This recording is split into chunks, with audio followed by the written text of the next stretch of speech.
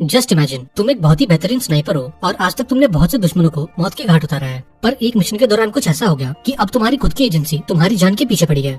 इस कहानी की शुरुआत होती है जेम्स नाम के एक आदमी से, जो कि आर्मी का एक स्नाइपर है। पर पिछले कुछ दिनों से जेम्स अपने घर पर है, क्योंकि जब वो अफगानिस्तान में था तब उसके घुटने में काफी चोट आ गई थी और इसलिए सरकार ने उसे कुछ महीनों की छुट्टी दी ताकि जेम्स पूरी तरह से ठीक हो सके। अब जेम्स अपने घर आकर काफी खुश था और अपना सारा वक्त अपनी फैमिली के साथ बिता रहा था। लेकिन एक दिन जेम्स के फोन पर एक मैसेज आया और उसे फौरन हेडक्वार्टर्स में बुलाया गया। अब यहाँ जेम्स को पता चला कि सरकार ने उसे आर्मी से निकाल दिया है, क्योंकि जेम्स ने अपनी चोट को ठीक करने के लिए एक इलीगल स्टेरॉइड का इस्तेमाल किया था। यहाँ जेम्स ने इन्हें बताया कि वो स्टेरॉइड कोई ड्रग्स नहीं बल्कि कुछ दवाइयाँ थी, लेकिन इन ऑफिसर्स ने जेम्स की बातों को मानने से इनकार कर दिया और उसके सस्पेंशन लेटर पर साइन कर दिया। अब चूंकि जेम्स अपने रिटायरमेंट से पहले ही सस्पेंड हो गया था, इसलिए अब उसे पेंशन भी नहीं मिलेगी। अब जब जेम्स की वाइफ को ये बात पता लगी तो वो बहुत ज्यादा परेशान हो गई, क्योंकि फिलहाल इनके पास कोई सेविंग्स नहीं थी और जो पैसे इन्होंने बचा कर रखे थे वो सारे पैसे जेम्स के इलाज में खर्च हो गए। अब एक दिन जब जेम्स अपने घर पर काम कर रहा था तब उसकी वाइफ ने उसे बताया कि उसके बेस्ट फ्रेंड ने अपनी जान ले ली है, क्योंकि सरकार ने उसे भी आर्मी से निकाल दिया था। अब यहाँ जेम्स की वाइफ काफी परेशान हो गई, क्योंकि उसे डर था कि कहीं जेम्स भी अपने साथ कुछ गलत न कर ले। इस पर जेम्स ने उसे समझाते हुए बोला कि मुझे मेरी फैमिली बहुत प्यारी है और मैं तुम्हें छोड़कर कहीं नहीं जाने वाला। अब अगले दिन जेम्स अपने दोस्त के फ्यूनरल में गया और यहाँ उसकी मुलाकात माइक नाम के एक दूसरे बंदे से हुई। दरअसल माइक भी इसका दोस्त है और किसी जमाने में वो आर्मी में इनका सीनियर हुआ करता था, लेकिन कुछ सालों बाद ही सरकार ने बिना किसी रीजन के उसे भी आर्मी से बाहर निकाल दिया। अब फ्यूनरल के बाद माइक जेम्स को लेकर अपने घर गया और यहाँ माइक का घर देखकर उसकी आंखें खुली की खुली रह गईं, क्योंकि उसे समझ नहीं आ रहा था कि आखिर माइक के पास इतने पैसे आए कहाँ से। अब थोड़ी बातचीत के बाद माइक ने जेम्स को अपने घर खाने पर इनवाइट किया और उस शाम जेम्स अपनी पूरी फैमिली को लेकर माइक के घर चला गया।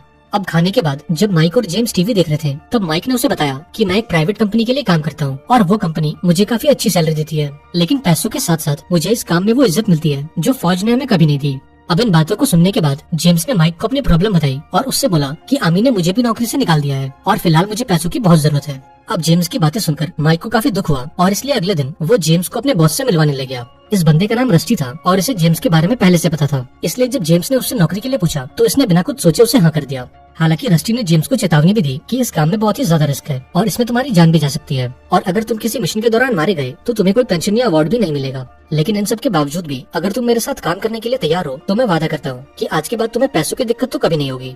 अब रस्टी ने माहौल को हल्का करते हुए बोला कि तुम डरो मत, हमारा काम बिल्कुल लीगल है और इस काम में हमारी सरकार भी शामिल है, इसलिए किसी भी मिशन के दौरान पुलिस तुम्हें गिरफ्तार नहीं करेगी।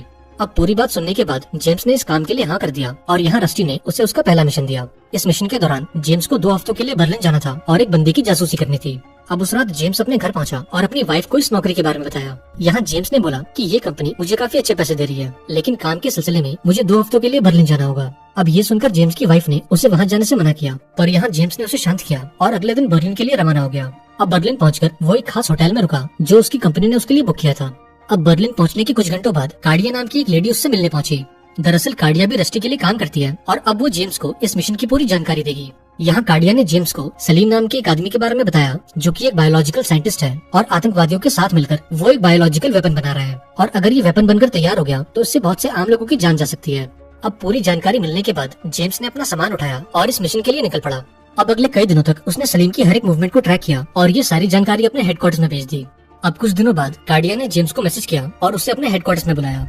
अब हेडक्वार्टर्स पहुंचने के बाद जेम्स की मुलाकात कार्डिया और माइक से हुई और यहाँ इनके साथ बॉबी नाम का एक दूसरा बंदा भी था। अब यहाँ माइक ने सभी को बताया कि सलीम बहुत जल्द उस बायोलॉजिकल वेपन को बनाकर तैयार कर लेगा और फिर वो उस वेपन को अलग अलग आतंकवादियों के ग्रुप्स को बेचेगा, इसलिए हमें जल्द से जल्द सलीम को मारना होगा और उसके लैब में घुसकर इस वेपन से जुड़े सभी डॉक्यूमेंट्स और इसकी रिसर्च फाइल्स को चुराना होगा। हालांकि सलीम के लैब में घुसना इतना आसान नहीं था, क्योंकि उस लैब का सिक्योरिटी सिस्टम पास के एक पुलिस स्टेशन से कनेक्टेड है और अगर लैब में घुसते वक्त वहाँ का अलार्म बज गया तो कुछ ही मिनटों में पुलिस उस लैब को चारों तरफ से घेर लेगी। इसलिए माइक ने एक प्लान बनाया ताकि अगर बर्लिन की पुलिस ने घेर भी ले तो ये लोग जंगल और सुरंग से होते हुए पुलिस की नजरों से दूर जा सके। अब पूरी प्लानिंग के बाद इन सभी ने अपनी अपनी बंदूकें उठाई और जंगल के रास्ते से होते हुए सलीम की लैब तक पहुँचे। अब यहाँ इन लोगों ने सभी गार्ड्स को मार डाला और लैब के अंदर घुसकर सलीम को ढूंढने लगे। इधर सलीम अपने ऑफिस में था कि तभी जेम्स और उसके साथियों ने इसे चारों तरफ से घेर लिया। अब यहाँ माइक ने उस पर अपनी बंदूक तान दी और उससे उसका रिसर्च डेटा मांगा। इस पर सलीम ने कंप्यूटर की ओर इशारा किया और यहाँ बॉबी उन सारी फाइल्स को अपने हार्ड ड्राइव में कॉपी करने लगा। इसके बाद माइक ने जेम्स को ऑर्डर दिया कि अब तुम सलीम को मार डालो। ये सुनकर सलीम काफी डर गया और जेम्स से अपने जान की भीख मांगने लगा। यहाँ उसने जेम्स से बोला कि मैं सिर्फ एक मामूली साइंटिस्ट हूँ जो अपनी रिसर्च से लाखों लोगों की जान बचाना चाहता है। हालांकि जेम्स को इन बातों पर यकीन नहीं हुआ, इसलिए वो सलीम को मारने की तैयारी करने लगा। अब यहाँ सलीम ने उसे बताया कि मेरे बैंक के वॉल्ट में एक ड्राइव मौजूद है और उस ड्राइव के अंदर मेरी रिसर्च का सारा डेटा मौजूद है, लेकिन उस वॉल्ट को केवल मेरी वाइफ ही खोल सकती है। इसलिए अगर आज मैं मारा गया तो तुम उस ड्राइव को निकाल लेना ताकि तुम्हें मेरी सच्चाई का पता लग सके, और तुम पूरी कोशिश करना कि वो ड्राइव किसी गलत हाथों में ना पड़ जाए। हालांकि इन बातों को सुनने के बाद भी जेम्स को उस पर यकीन नहीं हुआ, इसलिए उसने सलीम को जहर से भरा एक इंजेक्शन लगा दिया और इस जहर के चलते अगले कुछ ही मिनटों में उसकी मौत हो गई। अब सारा डेटा कॉपी होने के बाद इन लोगों ने इस लैब में आग लगा दी और चुपचाप यहाँ से निकलने लगे। पर तभी बर्लिन की पुलिस भी यहाँ पहुँच गई और इन पर गोलियों की बारिश कर दी। अब इस गोलीबारी के दौरान बॉबी और कार्डिया की मौत हो गई और एक गोली माइक के पैर में लग गई। अब ये देखकर जेम्स ने माइक को अपने कंधे पर उठाया और उसे लेकर जंगल में भाग गया। अब प्लान बी के मुताबिक ये दोनों एक सुरंग के अंदर छुप गए और फिर जेम्स ने माइक के पैर से वो गोली निकाली। अब गोली लगने के चलते माइक के पैर से काफी खून बह चुका था और फिलहाल उसकी हालत काफी खराब थी, इसलिए जेम्स ने फटाफट से माइक को अपना खून दिया और अब धीरे धीरे माइक की हालत ठीक होने लगी। अब अगली सुबह तक माइक बिल्कुल ठीक हो चुका था, इसलिए इन दोनों ने बेस पर लौटने का फैसला किया। पर तभी अचानक से जेम्स के घुटने का दर्द इतना बढ़ गया कि वो बेचारा ठीक से खड़ा नहीं हो पा रहा था। इसलिए जेम्स ने माइक को यहाँ से जाने को कहा ताकि वो जल्द से जल्द उस हार्ड ड्राइव को रस्टी तक पहुँचा सके। यहाँ जेम्स ने बोला कि तुम मेरी फिक्र मत करो, जैसे ही मेरा दर्द थोड़ा कम होगा मैं भी बेस पर वापस लौट आऊंगा। अब चूंकि माइक के पास कोई और चारा नहीं था, इसलिए उसने जेम्स को यहीं छोड़ दिया और उस हार्ड ड्राइव को लेकर यहाँ से चला गया। लेकिन जाने से पहले उसने जेम्स को एक होटल का पता दिया और उससे बोला कि जब तुम्हारा दर्द थोड़ा कम हो जाए तो तुम इस होटल में चले जाना, और रस्टी को ये हार्ड ड्राइव देने के बाद मैं तुम्हें उस होटल में लेने आऊंगा। और इतना कहकर माइक यहाँ से चला गया। अब कुछ घंटों बाद जब जेम्स का दर्द थोड़ा कम हुआ तो वो माइक के बताए उस होटल में पहुंचा। अब इस कमरे के अंदर जेम्स को एक नकली पासपोर्ट और माइक का एक नोट मिला और इस नोट में माइक ने बताया था कि वो अगले 6-7 घंटों में उसे लेने आएगा। अब अगले कई घंटों तक जेम्स माइक का इंतजार करता रहा, पर 6 घंटे बीतने के बाद भी जब माइक उसे लेने नहीं पहुंचा तब जेम्स को उस पर शक होने लगा, इसलिए वो इस होटल को छोड़कर जाने लगा और रस्टी को फोन करके उससे माइक के बारे में पूछा। इस पर रस्टी ने उसे बताया कि माइक अब तक मेरे पास पहुंचा ही नहीं। यहाँ रस्टी ने बोला कि शायद किसी ने हमारा प्लान लीक कर दिया था और इसलिए पुलिस हमारे पीछे पड़ी थी और शायद उन लोगों ने माइक को भी मार दिया है। इसके बाद रस्टी ने जेम्स से बोला कि तुम मुझे अपनी लोकेशन बताओ ताकि मेरे आदमी तुम्हें सेफली पिक कर सकें। हालांकि जेम्स ने रस्टी को अपना एड्रेस नहीं दिया क्योंकि अब उसे रस्टी पर शक होने लगा था और उसे लग रहा था कि शायद रस्टी ने ही माइक को मार दिया है। अब यहाँ रस्टी गुस्से से लाल हो गया और अपने लोगों को ऑर्डर दिया कि वो जेम्स को जान से मार डालें। अब कुछ घंटों बाद रस्टी के लोगों ने जेम्स को ढूंढ लिया और उस पर गोलियों की बारिश कर दी। अब अपनी जान बचाने के लिए जेम्स पास की एक नदी में कूद गया और एक सुरंग से होते हुए यहाँ से भागने लगा। इधर रस्टी के लोगों ने भी इसका पीछा किया, पर यहाँ जेम्स एक एक करके इन सभी को मारता गया। अब काफी धुनाई के बाद उसने एक गुंडे से पूछा कि आखिर तुम्हें किसने भेजा है। इस पर इस बंदे ने बताया कि रस्टी ने हमें ऑर्डर्स दिए थे कि हम तुम्हें जान से मार डालें। अब ये सुनकर जेम्स को पूरा यकीन हो गया कि रस्टी ने माइक को मार डाला है, इसलिए इस गुंडे को मारने के बाद जेम्स ने इसका फोन उठाया और रस्टी को एक मैसेज भेज दिया ताकि रस्टी को लगे कि उसके लोगों ने जेम्स को मार दिया है। अब इन लोगों को मारने के बाद जेम्स एक अंडरग्राउंड स्टेशन में पहुंचा और एक कोने में बैठकर आराम करने लगा। अभी जेम्स इन ख्यालों में डूबा ही था कि तभी उसे सलीम की वो बात याद आई। दरअसल सलीम ने उसे बताया था कि उसने अपनी रिसर्च का सारा डेटा एक वॉल्ट के अंदर छुपा रखा है और वो वॉल्ट केवल उसकी वाइफ ही खोल सकती है। इसलिए अगले दिन जेम्स सलीम के घर पहुंचा और उसकी वाइफ से उस वॉल्ट को खोलने को कहा। यहाँ जेम्स ने उसे धमकी दी कि अगर तुमने उस वॉल्ट को नहीं खोला तो मैं तुम्हारे बच्चों को जान से मार दूंगा। अब सलीम की वाइफ के पास कोई और चारा नहीं था, इसलिए वो जेम्स को लेकर बैंक में गई और उस वॉल्ट को खोलकर वो सारा डेटा जेम्स को दे दिया। अब वो डेटा मिलते ही जेम्स ने उसके बच्चों को छोड़ दिया और फटाफट से उन फाइल्स को चेक किया। अब यहाँ ये खुलासा हुआ कि सलीम एक बहुत ही ईमानदार साइंटिस्ट था और वो एक ऐसी दवाई बना रहा था जो दुनिया की हर एक बीमारी को ठीक कर सकती है। दरअसल सलीम का मकसद था उन लोगों को ये दवाई फ्री में देना जो लोग खतरनाक बीमारियों से पीड़ित हैं। हालांकि बड़ी बड़ी कंपनीज ने सलीम के इस फॉर्मूले को खरीदने की कोशिश की, लेकिन जब सलीम ने इस फॉर्मूले को बेचने से इनकार कर दिया तब उन लोगों ने रस्टी की कंपनी को सलीम को मारने का कॉन्ट्रैक्ट दे दिया।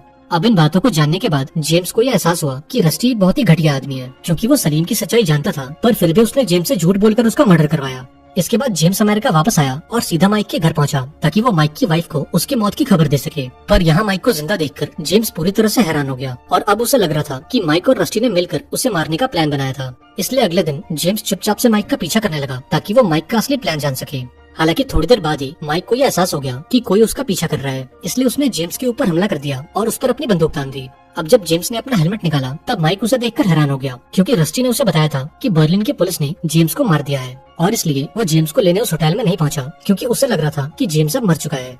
अब इन बातों को सुनकर जेम्स गुस्से से लाल हो गया और माइक पर अपनी बंदूक तान दी। यहाँ उसने माइक से बोला कि तुमने मुझे क्यों नहीं बताया कि सलीम कोई आतंकवादी नहीं बल्कि एक ईमानदार साइंटिस्ट था, और आज तुम्हारे और रस्टी के चलते मैंने एक बेगुनाह इंसान की जान ले ली।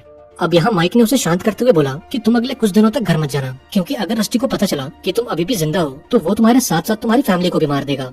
अब यहाँ जेम्स को समझ नहीं आ रहा था कि अब आखिर वो करे तो करे क्या, लेकिन काफी सोचने के बाद उसने डिसाइड किया कि अब वो रस्टी को जान से मार देगा।